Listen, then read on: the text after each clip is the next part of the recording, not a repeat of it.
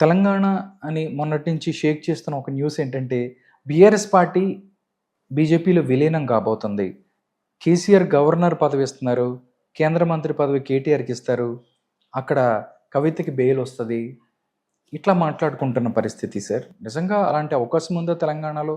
అంటే ఏం చెప్తారు సార్? అంటే జాతీయ పార్టీల బలోపేతమయ్యాయి, ప్రాంతీయ పార్టీలు బలహీనపడ్డాయి. ఇవాళ భారతదేశంలో ప్రాంతీయ పార్టీలు ఇంతగా బలహీనపడటం మనం ఎప్పుడూ చూడలేదు. ఎందుకంటే అవినీతి కుంభకోణాల్లో వీళ్ళంతా చిక్కుకుపోవటం వల్ల ఇటు ఈ కేసులు, వాటి విచారణలు, మళ్ళీ జైళ్ళకి వెళ్లాల్సి వస్తుందన్న భయంతో ఇవాళ పార్టీని నడపలేని పరిస్థితి అన్నమాట. అంటే స్వయం కృతాపరాధాలుగానే చూడాలి. బీఆర్ఎస్ ఇవాళ బీజేపీలో విలీనం తప్పదు అంటే ఇంకేముంది ప్రత్యామ్నాయం? ఆల్టర్నేటివ్ లేని పరిస్థితుల్లో ఒకే ఒక ప్రత్యామ్నాయం అన్ని సమస్యలకి జిందా తిలిస్మాత. ఏది ఇవాళ బీజేపీలో విలీనం మరి కేసీఆర్ని, ఆ కుటుంబాన్ని ఇబ్బంది పెడుతున్నటువంటి ఈ సమస్యలన్నిటికీ అదే పరిష్కారంగా మనం ఏంటి, గవర్నర్గా కేసీఆర్, కేంద్ర మంత్రిగా కేటీఆర్, కవితని జైలు నుంచి విడిపిస్తా అంటే చర్చలు జరుగుతున్నాయని ముఖ్యమంత్రి రేవంత్ రెడ్డి కూడా ఇవే ఆరోపణలు చేసిన నేపథ్యం కేంద్రంగా ఆయన మాట్లాడారు. అంటే మిగతా వాళ్ళు మాట్లాడితే అంత అంటే ఎవరో మాట్లాడి తీసుకోవచ్చు, దీన్ని మాత్రం బలంగా ప్రజల్లోకి వెళ్తున్న పరిస్థితి. బీజేపీ బలపడింది, తెలంగాణలో చాప కింద నీరులాగా బీజేపీ వచ్చేసింది. ఇవాళ తెలంగాణ వ్యాప్తంగా అటు కాంగ్రెస్ ఇటు బీజేపీ చెరుసగం 17 పార్లమెంటు స్థానాల్లో చెరో 8 కొట్టేశాయి. ఎక్కడుంది ఇంకా బీఆర్ఎస్? 3వ స్థానానికి పడిపోయిందంటే బీఆర్ఎస్ అంతకుముందు అసెంబ్లీ 4 నెలల క్రితం జరిగిన ఎన్నికల్లో 37% ఓట్ బ్యాంక్, నీకు 39 అసెంబ్లీ సీట్లు దగ్గర 38 కొట్టిన నేపథ్యంలో 4 నెలల్లో రివర్స్ అయిపోయింది. ఒక్క పార్లమెంట్ గెలవలేకపోయింది. నెక్స్ట్ ఓట్ బ్యాంక్ కూడా 20% ఎరోడ్ అయిపోయింది. 37% నుంచి 17% ఓట్ బ్యాంక్ పడిపోవటం ఏంటి? ఇప్పుడు 17 పార్లమెంట్ సీట్లలో ఒక సీటు తీసేయండి, చార్మినార్ తీసేస్తే 16 సీట్లలో కేవలం 2 మాత్రమే సెకండ్ ప్లేసా? దారుణం కదా. 2 టర్మ్స్ గెలిచిన పార్టీ అయినా ఇది అనుమానం వస్తుంది ప్రజలకి. ఇప్పుడు 2 పర్యాయాలు ముఖ్యమంత్రి అయినటువంటి కేసీఆర్ కేవలం 2 ఎంపీ సీట్లలో 2వ స్థానంతో సరిపెట్టుకున్నాడంటేనే ప్రజలు ఇచ్చినటువంటి అల్టిమేటం అర్థం చేసుకోవాలి.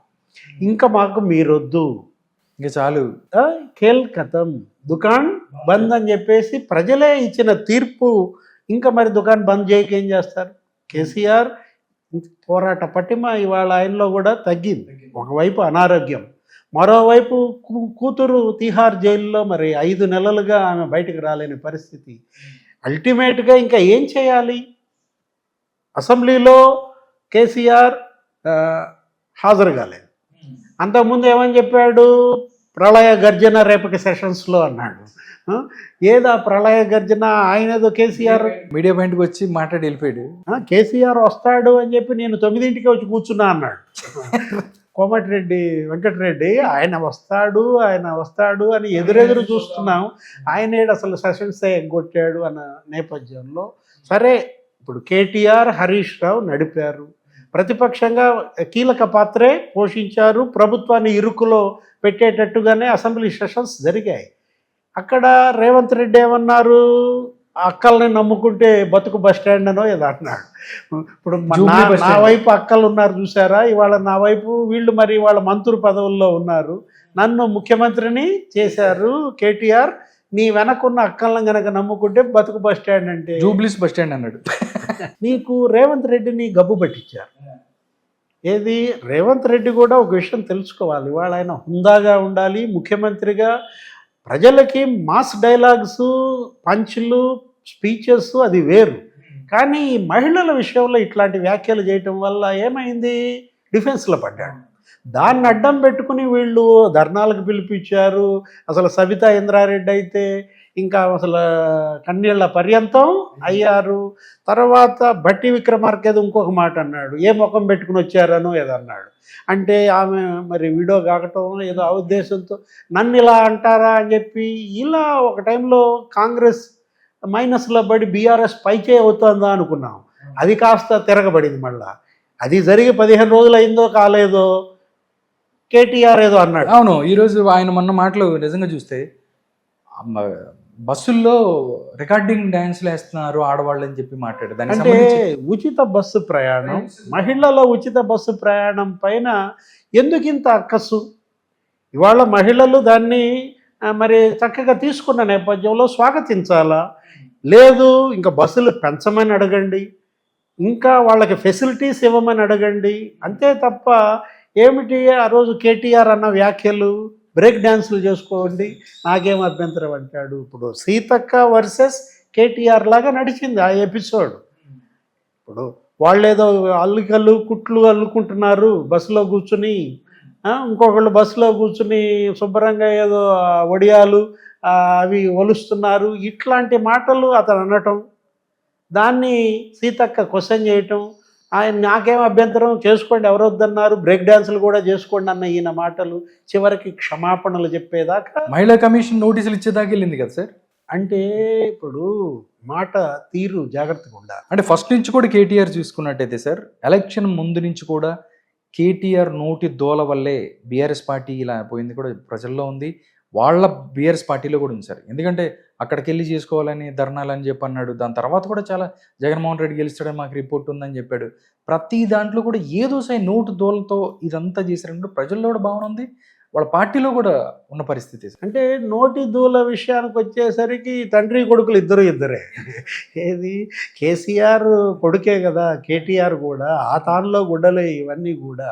ఇప్పుడు ఇవాళ వీళ్ళు రేవంత్ రెడ్డి భాష గురించి మాట్లాడతారు, ముఖ్యమంత్రి ఆ విధంగా మాట్లాడటం ఏంటని వాళ్ళంటే నవ్వుల పాలవుతున్న పరిస్థితి. ఇప్పుడు మీరు అనొచ్చు నేను అనొచ్చు, కానీ ఎందుకని మోడీని బోడీ అన్నాడు ఎవరు? ఇదే కేసీఆర్. అసలు ఈ భాషకి పేటెంట్ కేసీఆర్దే కదా. అటు ఉద్యమంలోనూ ఈ విధంగానే ఆంధ్ర వాళ్ళని తిట్టి వదిలిపెట్టిన పరిస్థితి. ఇప్పుడు ఇంకా వీళ్ళు భాష గురించి మరి హుందాతనం గురించి మాట్లాడుతుంటే దెయ్యాలు వేదాలు వల్లించుకున్నట్టుగా ఉంటుందని అనే విమర్శ. బీఆర్ఎస్ ఇవాళ ఉనికి కోసం పోరాటం, ఎందుకంటే వలసలు పెరిగిపోయాయి. 11-12 మంది ఎమ్మెల్యేలు పార్టీ మారారు. అంతకుముందు మనం చూసాం ఎన్నికలకు ముందు ఎంపీలు, మాజీ ఎంపీలు మారారు.